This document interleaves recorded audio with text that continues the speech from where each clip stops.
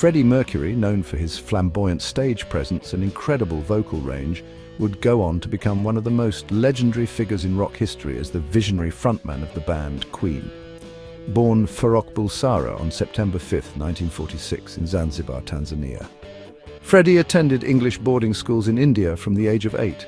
Even as a child, he displayed a natural affinity for music and performance, taking piano lessons and participating in school plays.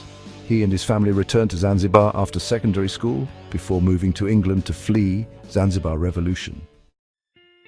As a young man, Mercury was influenced by the burgeoning rock scene, drawing inspiration from artists like the Beatles, Jimi Hendrix, and the operatic styles of Italian composers.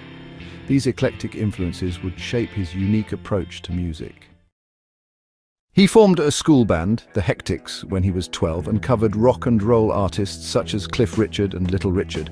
His friend mentioned that Mercury had an uncanny ability to listen to the radio and replay what he heard on piano. This was around the time when he decided to call himself Freddie. In 1970, after a few musical endeavors, Freddie met guitarist Brian May and drummer Roger Taylor. The trio began collaborating, and soon they were joined by bassist John Deacon. This union birthed Queen. Freddie designed the band's logo, known as the Queen Crest. It combined the zodiac signs of the four band members: a crab for May, Cancer, 2 lions for Deacon and Taylor for the sign Leo, and 2 fairies for Mercury to represent Virgo, this band that would redefine rock music with their theatrical style and complex compositions. Freddie was born with 4 extra incisor teeth, to which he attributed his enhanced vocal range. Freddie's charisma as a performer was unmatched.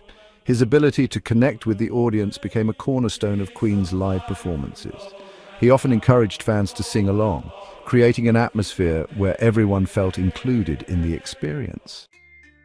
Among the band's many masterpieces, Bohemian Rhapsody stands out as a groundbreaking work. Released in 1975 on the album A Night at the Opera, the song melds rock, opera and ballad forms into an innovative 6-minute suite. Legend has it that Freddie conceived the song's unusual structure and lyrical content, weaving in elements of his own life experiences and theatrical flair. The recording process for Bohemian Rhapsody was revolutionary.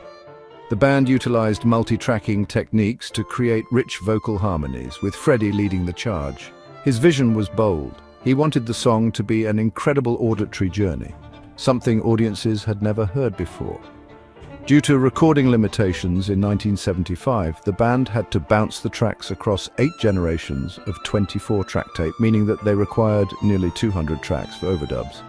Record label EMI had significant doubts about its commercial viability for such a long song, and being unconventional in its structure, blending rock, opera and ballad elements. It was a gamble, but it paid off, propelling Queen into superstardom. Following the explosive success of Bohemian Rhapsody, Queen continued to ride the wave of fame, releasing hits like We Will Rock You, Somebody to Love and Don't Stop Me Now. Thus, their live performances turned into unparalleled events, filled with Freddie's theatricality and audience participation. Freddie Mercury understood the power of the audience. He didn't just perform for them, he brought them into the experience. Whether it was leading sing-alongs or engaging in playful banter, he ensured that fans were part of the show, creating a bond that would last long after the music stopped. Tragically, Freddie's life was cut short when he passed away from AIDS-related complications.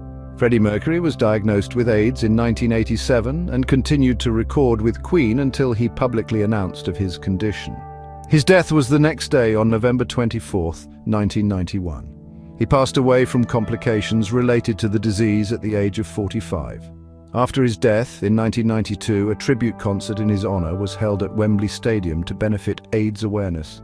Queen's final album, Made in Heaven, was released in 1995. However, his legacy endures. He remains a symbol of creativity, individuality, and the power of music to connect us all. Freddie Mercury wasn't just a frontman, he was a legend. Thank you for joining us in celebrating the incredible life of Freddie Mercury, the irreplaceable voice of Queen. What's your favorite song? I would love any ideas you have for a future face transformation. Please comment and share. Thank you.